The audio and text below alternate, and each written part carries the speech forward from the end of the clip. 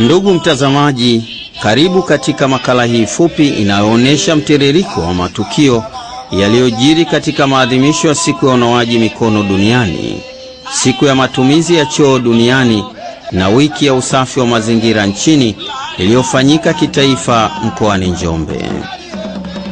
Makala hii inaletwa kwako na mtandao wa asasi zinazojihusisha na masuala ya maji na usafi wa mazingira nchini, yaani Tanzania Water and Sanitation Network, kwa kifupi TAWASANET, kwa ushirikiano na shirikisho la maji na usafi duniani, yaani Water Supply and Sanitation Collaborative Council, maarufu zaidi kama WSSCC.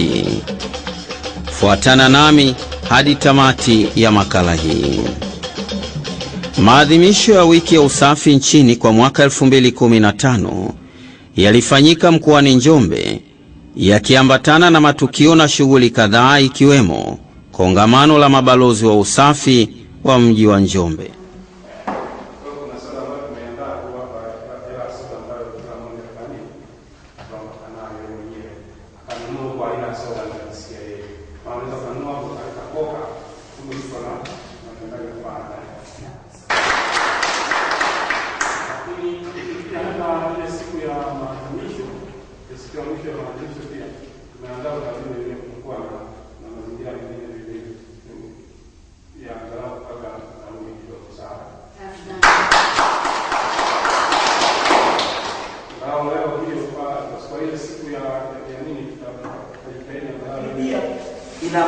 Ina mtazamo mwingine sasa. Kama nyinyi mtaweza kutoa huduma hiyo katika misingi ya usafi, mantiki yake ni nini?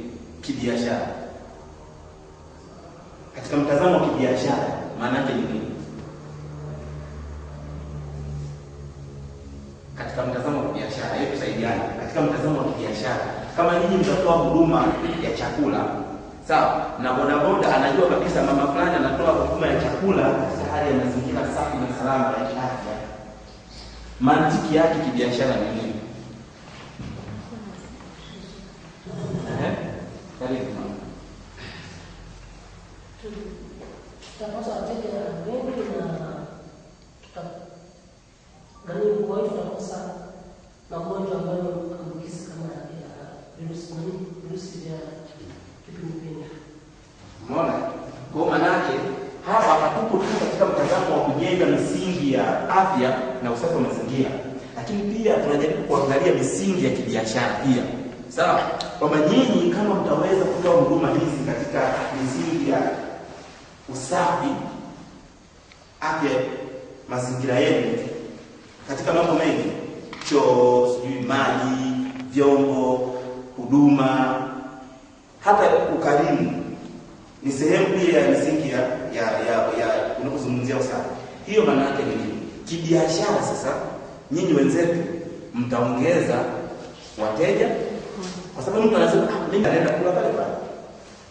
Kwa hiyo ndio tumetazama katika mlengo huo, ndio maana tumewaita hapa wenzetu. Yaani kama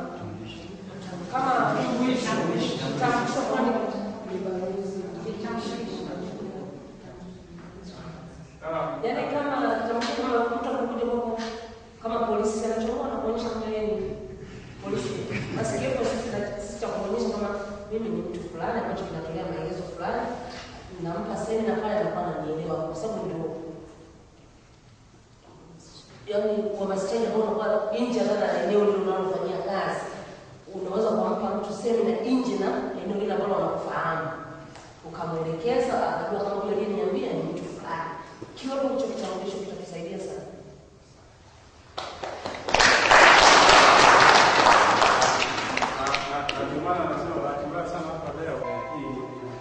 Sawa jamani?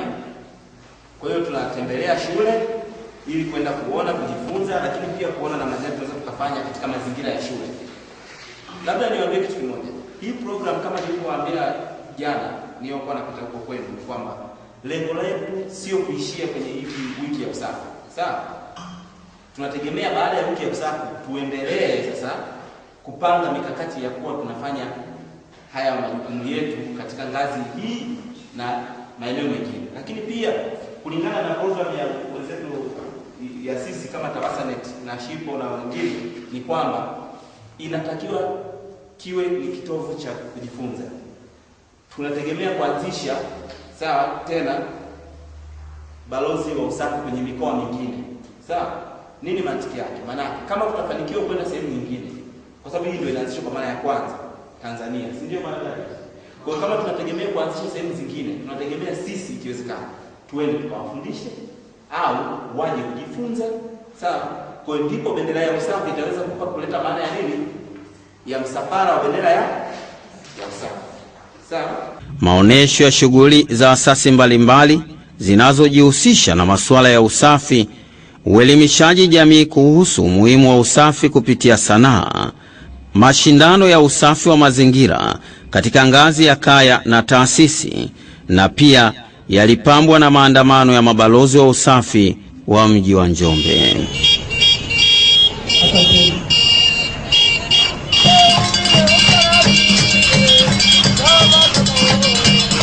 Kauli mbiu ya maadhimisho hayo ilikuwa ni kipindupindu hakikubaliki, zuia maambukizi mapya, zingatia usafi wa mazingira. TAWASANET kama mdau mkubwa katika sekta ya maji na usafi wa mazingira ilishiriki maadhimisho hayo, ikiwa pamoja na baadhi ya wanachama na wadau wengine muhimu kama vile Wizara ya Afya na Ustawi wa Jamii, ambao ndio waratibu wakuu wa maadhimisho hayo. Ndugu Mheshimiwa mgeni rasmi, kila mwaka kuanzia mwaka 2008 Wizara ya Afya na Ustawi wa Jamii kwa kushirikiana na wizara nyingine pamoja na wadau wa maendeleo imekuwa ikiadhimisha wiki ya usafi wa mazingira kitaifa. Lengo kuu la maadhimisho haya ni kuhamasisha jamii na halmashauri kwa ujumla kuzingatia usafi wa mazingira, ikiwa ni njia mojawapo na rahisi ya kujikinga na magonjwa ya kuambukiza, hususan magonjwa ya kuhara, ikiwemo ugonjwa wa kipindupindu ambao sasa hivi umeenea katika mikoa takriban 17 ya Tanzania bara. Ndugu mgeni rasmi, wiki ya usafi wa mazingira inajumuisha maadhimisho ya siku ya kimataifa ya kunawa mikono duniani ambayo huwa kidunia inaadhimishwa Oktoba tarehe 15, na siku ya matumizi ya choo yanayofanyika kila mwaka Novemba tarehe 19. Washiriki wengine kutoka taasisi za serikali ni pamoja na wawakilishi kutoka Ofisi ya Waziri Mkuu, Tawala za Mikoa na Serikali za Mitaa, TAMISEMI, Wizara ya Elimu na Mafunzo ya Ufundi, Ofisi ya Mkuu wa Mkoa wa Njombe na halmashauri zote za mkoa wa Njombe. Lakini nawakilisha wizara zilizoko hapa: Wizara ya Afya na Ustawi wa Jamii, Wizara ya Elimu na Mafunzo ya Ufundi, kwa sababu sisi Ofisi ya Waziri Mkuu TAMISEMI ndio wasimamizi wa mikoa na halmashauri, na ndio tunatakiwa kuhakikisha mambo hayo yanakwenda, basi nawakilisha wizara. Hatimaye ilifuata tukio muhimu la uzinduzi wa wiki ya maadhimisho hayo kitaifa, ambapo mgeni rasmi alikuwa mkuu wa mkoa wa Njombe, Dr. Rehema Nchimbi, ambaye alitoa hotuba fupi na kisha alitembelea mabanda ya maonesho ya wadau mbalimbali. Unakuta mtu ametoka chooni, jamani nani wakaanga chipsi huko na nini, jamani akina mama, na wengi mikono kwa sabuni. Bado unamkuta mwingine tena sasa amekaanga chipsi, amekaanga na chai na kuku ananukia, lakini hatujui alipoenda chooni ulipotoka ulinawa mikono kwa sabuni. Jamani watu wa afya, mimi naona muanze kwa mamalishe na babalishe, wakaangati anzeni kwao, maana wasipokuwa na mikono misafi hao na ilinawa kwa sabuni tutakula. Na sisi tumesema kipindupindu hakikubaliki. Na wewe kanga chipsi, wewe mamalishe, babalishe, onyesha kwa mfano kabisa kwamba unapotoka mali watu unanawa kwa sabuni, na kabla hujaanza kukaanga na shika chipsi na vile kuku na nini, mikono yako umeisafisha kwa sabuni. Na uwe mkali pia wakati walaji wako, wateja wako wanapokuja, uwe mkali. Hakikisha kwamba waambie mimi nimenawa kwa sabuni, na wewe mteja nawa kwa sabuni, ili usiniponze. Wasije wakasema kipindupindu umepata kwangu mimi mkaanga chipsi na kuku mayai, kibaki kwako peke yako, na akakipatie mahali pengine, na hapo mahali pengine wala hapata kuwa mkoa wa Njombe. Njombe oye! Baada ya kusema hayo, sasa ninatamka kuwa maadhimisho ya wiki ya usafi wa mazingira Tanzania, siku ya kunawa mikono duniani na siku ya matumizi ya choo duniani kitaifa yamefunguliwa rasmi. Asanteni kunisikiliza. Kutembelea mabanda ambayo yako hapa uwanjani. Banda la kwanza kabisa ni banda la Wizara ya Afya na Ustawi wa Jamii, ambapo ndio pale ambapo tutaanzia ziara yetu.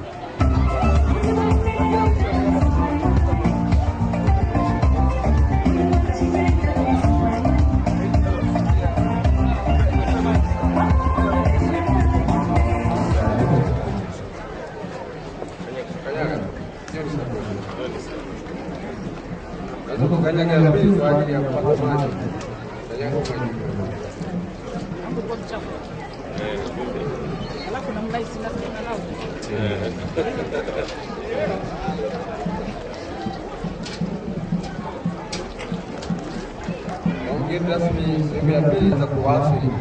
Hivyo ni rahisi anapokanyaga sehemu ya kwanza ya sabuni kama unavyoona ilivyoonyesha, sehemu ya pili ya maji, atanawa, atakasa mikono yake, hatimaye ataondoka.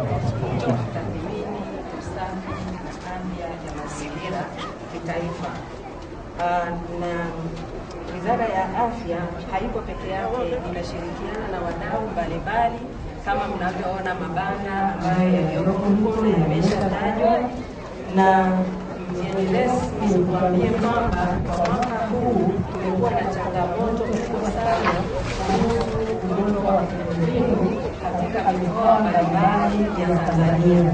Imebahatika kwamba kipindupindu hakijafika, lakini tujiweke tayari kwa kudhibiti ugonjwa wa kipindupindu, na ndio maana tumekuwa na kauli mbiu ya kusema kipindupindu hakikubaliki, bali tuzuie maambukizi mapya. Na ili kuzuia maambukizi mapya inabidi tufuate masharti ya afya, tuwe na choo bora na kisafi, tunawe mikono yetu na sabuni wakati tunapotoka chooni, na kabla ya kula chakula tuchemshe maji ya kunywa na tuoshe matunda.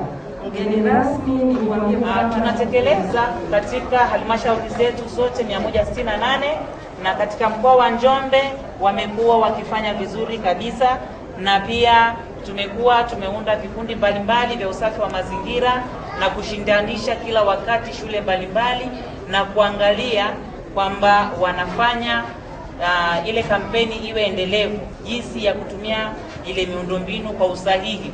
Kwa hiyo watoto wetu wamekuwa wakifanya hilo zoezi, na tumetumia mbinu ya mtoto kwa mtoto.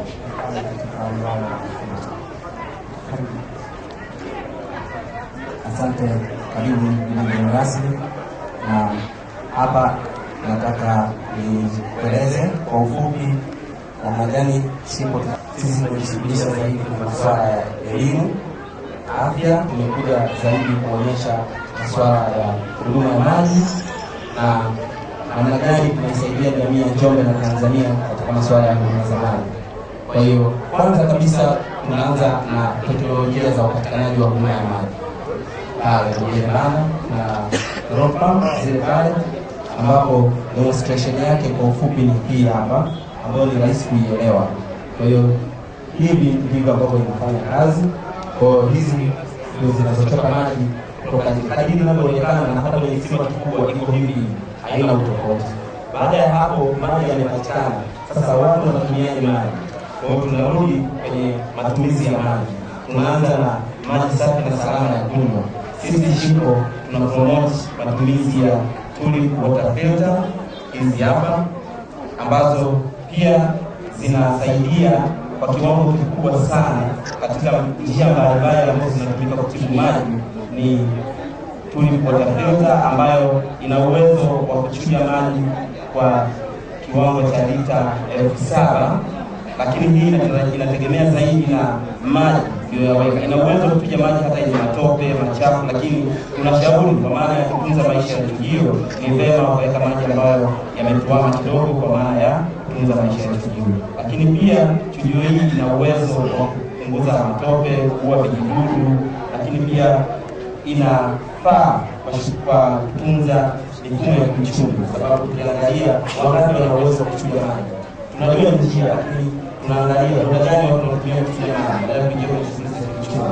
Kwa hiyo tunapromote hii na tumeweza kupromote katika Njombe yenyewe, Songea, Mbeya, na tumesha kuwasiliana na wenzetu wa Sema Mazingira wanafanya hii pia na maeneo mengine. Kwa hiyo hii ndio kwa ufupi shiko ambayo tunaweza kufanya kwa maana ya huduma ya maji na teknolojia zake. Okay. Hii hapa tumepromote kwenye ngazi 3. Kwenye ngazi ya kaya, kwenye ngazi ya taasisi kama shule, hospitali, lakini pia tumepromote kwenye ngazi ya jamii kwa ujumla. Ndio maana tumesema sisi tunashughulisha na elimu, afya na masuala ya maji. Kwa hiyo kwenye elimu tumeweza kuzifikia mpaka sasa hivi zaidi ya shule 50 za Njombe, na hasa shule 20 za ziko Mbeya na zingine katika halmashauri ya wilaya na halmashauri ya mji. Kwa mfano hapo Mungu tumeshafanya water service na pia tumetoa hizo pinta na kushirikisha masuala ya water service na kujadili.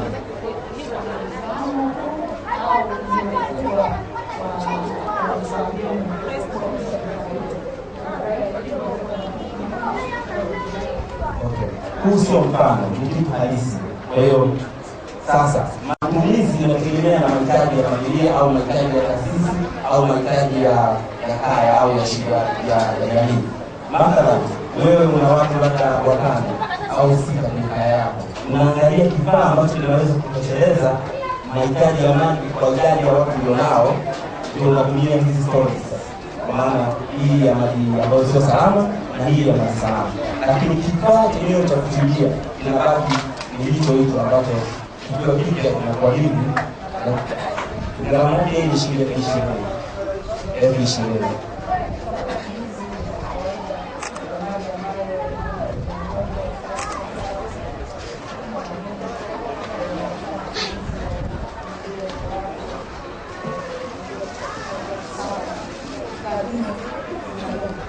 Okay, hiki kudumu kwake hakiangalii zaidi kwenye muda wa matumizi. Kudumu kwake tunaangalia zaidi kwenye kwanza uwezo wa kuchuja kiasi hiki cha lita, lakini hii ni kwa kiwango cha chini. Kiwango cha juu zaidi ya hapo kutegemeana na moja, maji unayotumia kwenye kuchuja, lakini pia utunzaji wa chujio lako. Mathalan, hapa tuna namna tunashauri namna ya kutunza chujio, uoshaji. Hii chujio mnaingia kama unatumia maji machafu sana inachafuka. Kwa hiyo sasa tunashauri kwa tunawafundisha wanajamii kwa namna ya kutunza chujio ili tupate maisha marefu na wewe uwe na usalama wa maji. Cha kwanza, tunashauri watu waoshe, tunaita kwa Kiswahili tusemeni backwash. Backwash ni kwamba hii hapa ikishakuwa imejaa maji hapa kwenye kibuyu, hii tunaita siphoning. Kwa hiyo hii ndio inayosababisha maji yaanze kuchujika. Sasa tunashauri backwash inakuwa ni kwamba unafunga hapa, kisha funga hapa, unafungua. Hii ndio chujio letu. Unachokifanya unaifungua hivi, ukishaifungua huwa inakuwa na kitambaa. Bahati mbaya hii haina, lakini hizi zingine zina kitambaa. Fungua hapa kutoka kitambaa. Kwa hiyo ukishaishika hivi, ukikamua huku baada ya kufunga, hii chujio itarudisha maji. Kwa hiyo mantiki yake ni nini? Hautatumia kitu kigumu kuikwaruza hii chujio. Kwa hiyo matokeo yake unaipa maisha marefu. Hiyo ya kwanza. Lakini ya pili tunasema kuna kutumia msasa. Lakini tukaona bado hiki hakitoshi. Tunaweza kuboresha zaidi. Sababu kile na kitu chote sabuni kwa kutumia mkono. Lakini tukaona haina haja tena kuchukua sabuni kwa kutumia mkono. Lakini tutumie sehemu ambayo kuziweka hapa. Mfumo hapa ndani tayari kuna sehemu ya sabuni ambayo nitatumia kuweka sabuni hapa, lakini kifunguo chake ili niweze kuweka sabuni ya kutosha hapa inabidi nipumue. Lakini hapa ni sehemu ya kujaza maji. Naam. Tuko sema Singida. Tangu nimeanza tayari ziko hospitali ya mkoa kila wodi na baadhi ya ofisi na baadhi ziko sehemu za shule za msingi, na sasa hivi tunatarajia kutengeneza pampu kwa ajili ya wananchi wote kuanzia pale msingi na sehemu zingine ambazo tayari hapa na seti nzima wanavyoiona.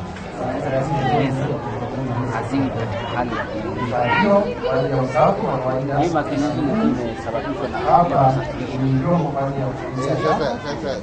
Hili chombo na rangi yake, rangi tunasema taka hapa ni rangi yake na rangi tofauti. Huku kwa ajili ya kutengeneza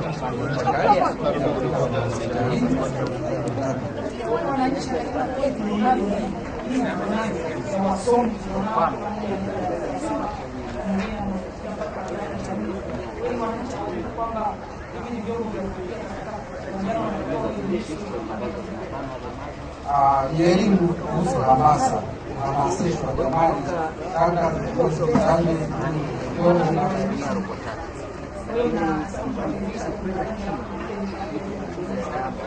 elimu tushaianza na hiyo tayari kwa muda wote.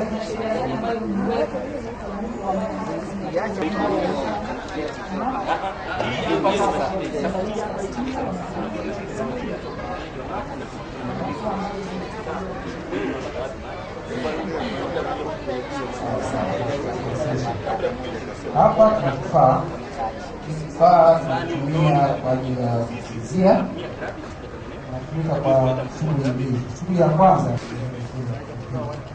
hapa tunatulia kufizia eneo moja au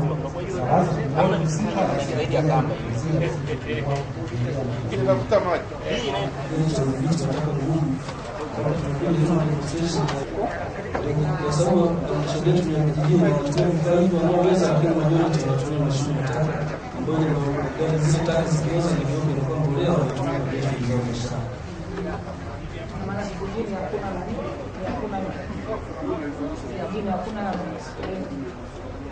Sehemu zile ambazo za business centers lakini zile sehemu ambazo ni typical rural basi wanakuwa wanatumia mashine ambayo zile taka baadaye zinatumika kama mbolea na zinasaidia kwa matumizi mengine shughuli.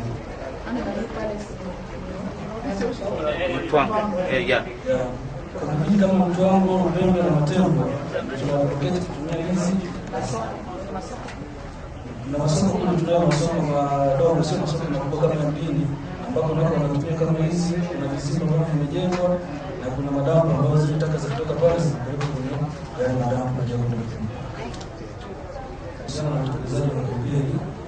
Kampeni yetu inalenga kwamba kila kaya inatakiwa kuwa na choo bora pamoja na sehemu za kulala. Mimi nakwenda naokota mafi. Lakini daftari hili hapa linatumika kwa ajili ya monitoring na utekelezaji wa kampeni ya track information kutoka kwenye ngazi ya kaya. Kwa kwamba kwenye halmashauri yetu tuna information kutoka kwenye kila kaya ambayo iko kwenye halmashauri yetu na tunamonitor utekelezaji huo. Pia kuna miongozo mbalimbali tunayotumia kwenye ujenzi wa eneo bora na kufundisha mafundi, lakini pia tunayo mashaurishi ambayo tunatumia kwa ajili ya kufanya uhamasishaji vitu vya wizara, lakini pia tunakurusha ambacho halmashauri yenyewe inaweza kutekeleza kutumia rasilimali zake.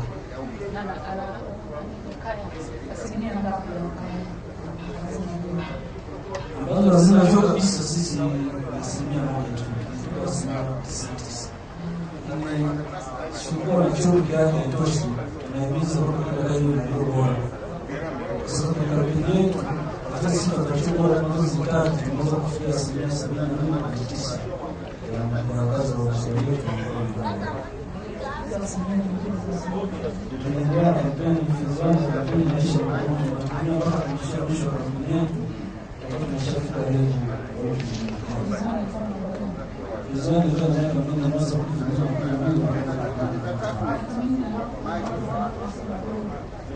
kwa sisi tunashukuru sana kwa sababu ni asilimia 60. Mzamani mimi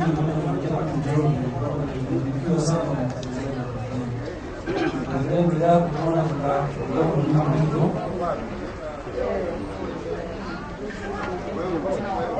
na viashiria ambavyo vyote ni vya msingi mtambuka mmoja kwa maendeleo yao.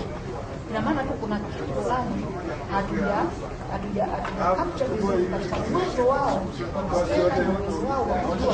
wa Wiki ya maadhimisho hayo ilienda sambamba na burudani mbalimbali kutoka kwa wasanii wa midundo ya ngoma za asili na muziki wa kisasa wakiongozwa na Mjomba Band chini ya msanii maarufu Mrisho Mpoto kutoka Dar es Salaam. Kupitia muziki, ngoma na sarakasi, hamasa iliongezeka sana.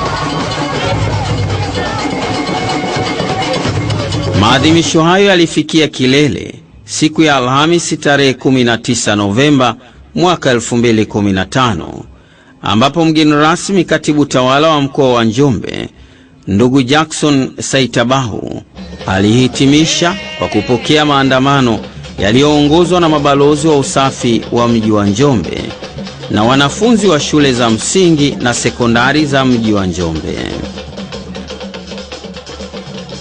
Mabalozi wa usafi walipata nafasi ya kusoma risala yao. Ndugu mgeni rasmi, sisi ni wawakilishi wa kundi kubwa la mamalishe na madereva wa pikipiki maarufu kama bodaboda wa mjini Njombe.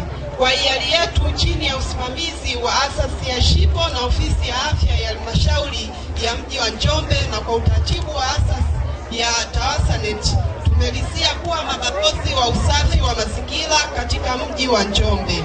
Tunaamini mpango huu utasaidia jitihada za serikali pamoja na wadau wengine katika kuimarisha tabia ya usafi na kupanua wigo wa utoaji elimu katika jamii. Na kisha mgeni rasmi alizindua rasmi mpango huo katika mji wa Njombe.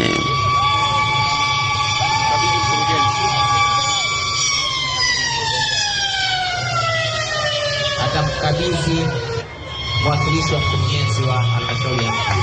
Makofi.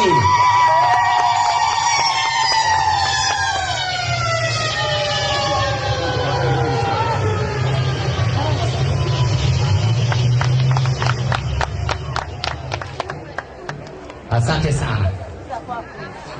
Mheshimiwa mgeni rasmi tayari amekwisha kuzindua mpango huu. Sasa sijui kama ana kitu cha kusema, lakini na imani sasa anarudi pale alipokuwa ameketi mwanzo pamoja na viongozi wengine. Asante sana.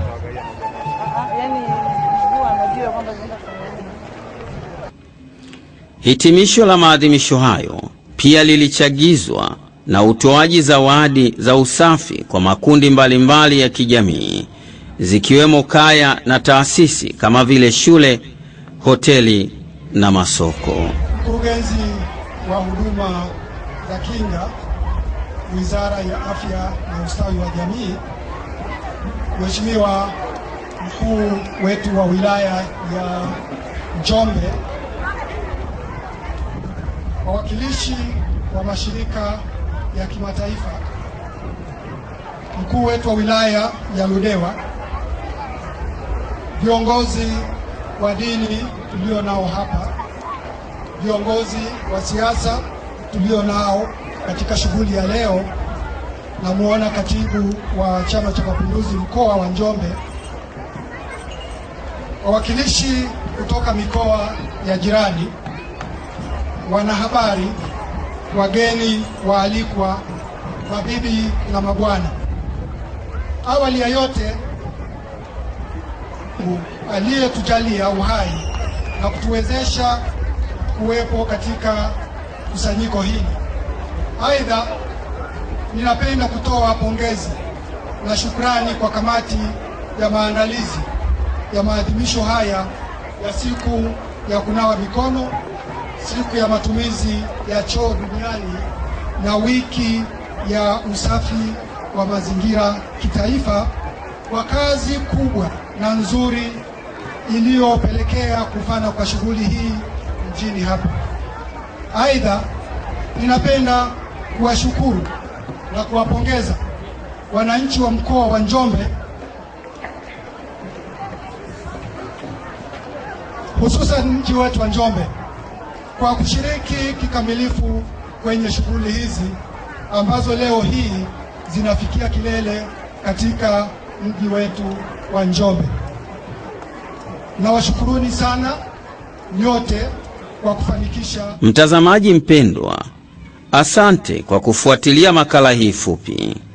Shukrani za kipekee ziende kwa Wizara ya Afya na Ustawi wa Jamii kwa kuratibu maadhimisho hayo, na Shirikisho la Maji na Usafi Duniani WSSCC kwa kufanikisha ushiriki na utengenezaji wa makala hii, bila kusahau shirika la Shipo kwa kufanikisha ushiriki wa TAWASANET katika maadhimisho hayo na uandaaji wa kongamano la mabalozi wa usafi. Shukrani pia ziende kwa mamlaka ya mji wa Njombe, hususan ofisi ya afya kwa kusaidia kufanikisha mpango wa mabalozi wa usafi katika mji wa Njombe. Kumbuka, kipindupindu hakikubaliki. Zuia maambukizi mapya. Zingatia usafi wa mazingira.